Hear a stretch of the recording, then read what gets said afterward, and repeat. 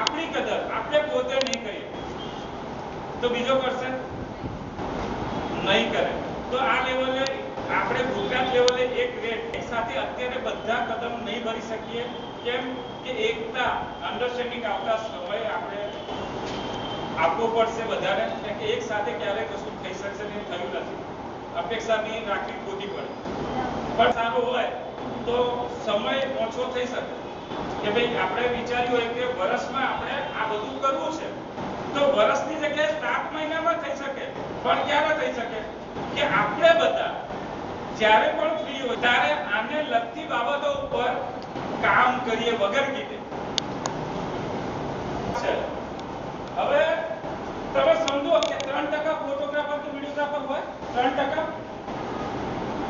100 એ 3 હોય ને, તો 71 લાખના આપણે વિડીયોગ્રાફર કે ફોટોગ્રાફર ગણીએ, આપણે વિડીયોગ્રાફર જ ગણીએ તો 2,13,000 થાય. ખાલી અમદાવાદ જિલ્લાની વાત કરું છું. કોઈની પાસે કેલ્સી કે મોબાઈલ હોય તો કાઉન્ટ કરી શકો છો. 71 લાખના 3% એટલે 2,13,000. તો 2,13,000 વિડીયોગ્રાફર હોય તો 100 વિડીયોગ્રાફરે કેટલા એડિટર હોઈ શકે? કેટલા હોવા જોઈએ? એક તો હોય ને. એડિટરોએ ફિલ્મી કંપનીઓના લાયસન્સ લીધા હોય, 0.5% કહું છું, 100 એ અડધો એડિટર તો 1,065 એડિટર થાય. જે ફિલ્મી કંપનીના લાયસન્સ લીધા હોય 0.5%, 1,065 એડિટરોએ લાયસન્સ લીધા હોય તો અમદાવાદ જિલ્લામાંથી એવરી યર કેટલા રૂપિયા થાય તપાસ કરી લેજો. જે રકમ બોલ્યો છું, જે ફિગર બોલ્યો છું એથી વધારે છે ઓછી છે. હું બહુ મિનિમમ કાઉન્ટ કરી દઉં માટે ના આપી શકીએ. એમને આપીએ છે તો આપણો શું ફાયદો થાય? થાય કોઈ ફાયદો આપણો? ઉપરથી આપણે શું ફીલ કરીએ? સાચું હોય તો હા કે ના કહેજો તો મને ખબર પડે કે ખોટી દિશા તો નથી જતો ને. તો શું આપણે એવું કરી શકીએ કે ત્યાં જે રકમ આપીએ છે એની અડધી રકમ વિડિયો એડિટર ગ્રુપમાં આપી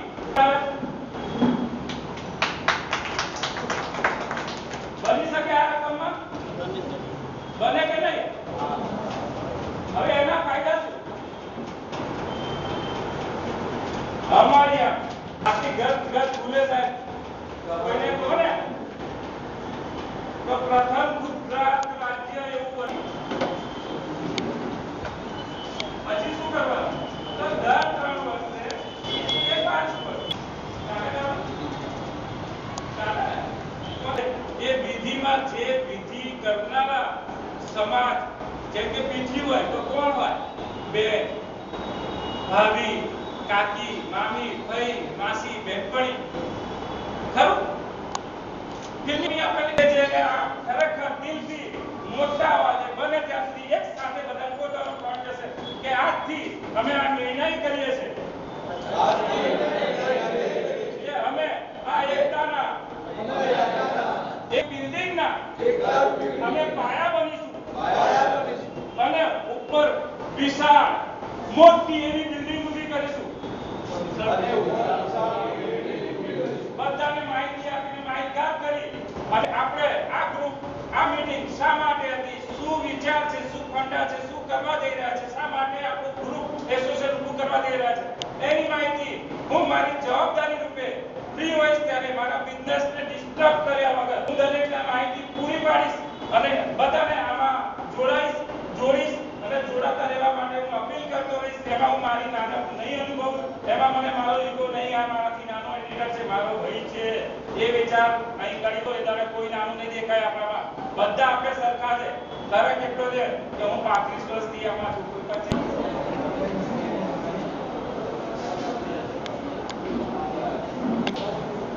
નમસ્કાર સાહેબ. નમસ્કાર. ઓલ ગુજરાત વિડીયો એડિટર આજે એની કોન્ફરન્સ રાખી છે, એના વિશે માહિતી આપશો? ઓલ ગુજરાત વિડીયો એડિટર ગ્રુપની આ પ્રથમ મીટિંગ એક ઇન્ડિયાના પહેલા એસોસિએશન રૂપે પરિણામ મેળવશે. વિડીયો એડિટરોને જે તકલીફ છે એને ધ્યાનમાં રાખી પ્રથમ પ્રયાસે આટલી સારી સફળ અમે એક એસોસિએશન બનાવવા જઈ રહ્યા છીએ, જે ઇન્ડિયાનું પહેલું એસોસિએશન હશે કે જેમાં ફક્ત વિડીયો એડિટર હશે. એના વિશેની ખાસિયત થોડીક જણાવશો? ખાસિયતમાં એવું છે કે વિડીયો એડિટર ભાઈઓથી દરેક ગ્રુપ સાથે અહીં નહીં તો ત્યાં, ત્યાં નહીં તો ત્યાં એ રીતે સંકળાયેલા છે, પણ એમના માટે કોઈ પણ એસોસિએશને એડિટરો માટે એડિટરોની તકલીફ માટે કોઈ પણ પ્રયાસ એવો કર્યો કે એમનું કંઈ સારું થાય. તો આજે એક એકલતા અનુભવતા અમે વિડીયો એડિટરોએ એકલતા દૂર કરવા માટે બધા એડિટરો ભેગા થઈને એક ગુજરાત લેવલનું મોટા પાયે એક એડિટરોનું એસોસિએશન શું કરવા જઈ રહ્યા છે. Okay, thank you very much. આજના કોન્ફરન્સમાં તમે અહીંયા આવ્યા છો, આપનો શું વિચાર છે એના વિશે, શું જણાવવા માંગો છો? અત્યારે કોન્ફરન્સમાં આવીને ઘણું સારું લાગી રહ્યું છે કે બધા ગુજરાતના જેટલા વિડીયો એડિટર્સ ફિલ્મ એડિટર્સ બધા છે એ લોકોની યુનિટી બનશે એક સારી એવી. પ્લસ ઘણા લોકોને એવું છે કે મફતમાં બી કામ કરવું પડે છે, લોઅર પ્રાઇસ ઉપર કામ કરવું પડે છે, એટલે કે યુનિટી બને તો લોકો એકબીજાને સાંભળે, એકબીજાને જાણે, એટલે સારો પ્રયાસ ગોપાલભાઈ તરફથી થઈ રહ્યો છે. અને હું ચોક્કસપણે માનું છું કે 1 વર્ષની અંદર સારું થશે, જે આખા ઓલ ઇન્ડિયા લેવલ ઉપર પહેલું ગ્રુપ ગુજરાતમાં બનશે કે આટલા મોટા વિડીયો એડિટર્સનું એસોસિએશન બનશે સારી રીતે. એટલે બહુ ખુશીની વાત છે કે અમે લોકો એ શરૂઆતથી જોડાઈ ચૂક્યા છીએ અને અમે લોકો જેટલો સાથ એટલો આપવા તૈયાર છીએ પૂરેપૂરો. એટલે થેન્ક યુ ગોપાલભાઈ એના એસોસિએશન બનાવવા માટે. Okay, thank you sir. Thank શું માંગો છો? આજે અત્યારે ગુજરાત લેવલનું જે વિડીયો એડિટિંગના સોલ્યુશન માટેનું જે ગ્રુપ આજે થવા જઈ રહ્યું છે, તો મેસેજ એવું માગીએ છીએ કે આપણે હંમેશા એકતામાં રહીશું તો થોડાક ગમે તે કામમાં આપણે સાથે મળીને સોલ્યુશન આપણે કરી શકીએ. કારણ કે આપણે જે ત્યાં જ અત્યારે કામ બહાર પડી શકતા હોય છે, છૂટા રહેવાથી કોઈ આપણું કામ સફળ થઈ શકતું નથી. અને બીજો એવો મેસેજ કે આપણે જે વારંવાર મોટી મોટી કંપનીઓ તરફથી એડિટરોને ત્યાં પ્રોબ્લેમ થઈ રહ્યા છે, તો એના વિશે સોલ્યુશન આવવું જોઈએ. Okay, thank you. શું માંગો છો?